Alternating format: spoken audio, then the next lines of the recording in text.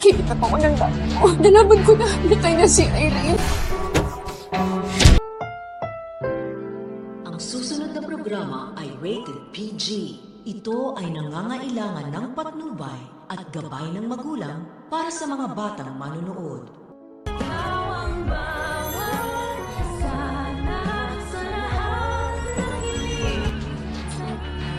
Ang klase yung hari na yan. Baka nagkampiyan din sila ng tatay niya.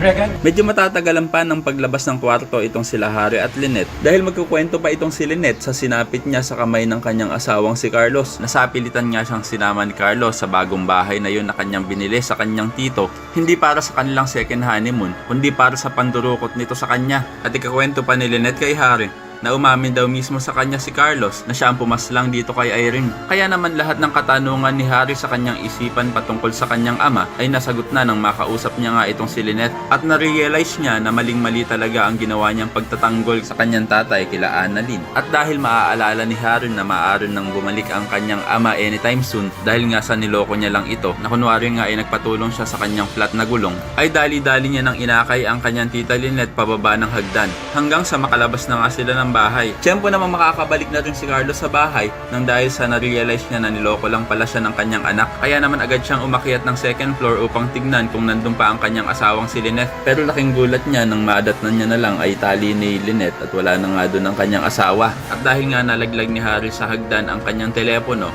ay makikita din ito ni Carlos at maiisip niya na si Harry talaga ang nagtakas kay Lynette. Kaya naman hindi na siya mag-aaksaya pa ng oras at baka maabutan niya pa ang dalawa. Sana talaga ay nakagawa ng paraan si Harry para hindi sila makita ni Carlos, lalo pang at pipilay-pilay itong si Lynette. Kaya naman ko isa ka rin sa mga umaasa na sana talaga ay hindi mahuli ni Carlos ang dalawa sa kanilang pagtakas, ay pakilike ang video na ito and don't forget to subscribe.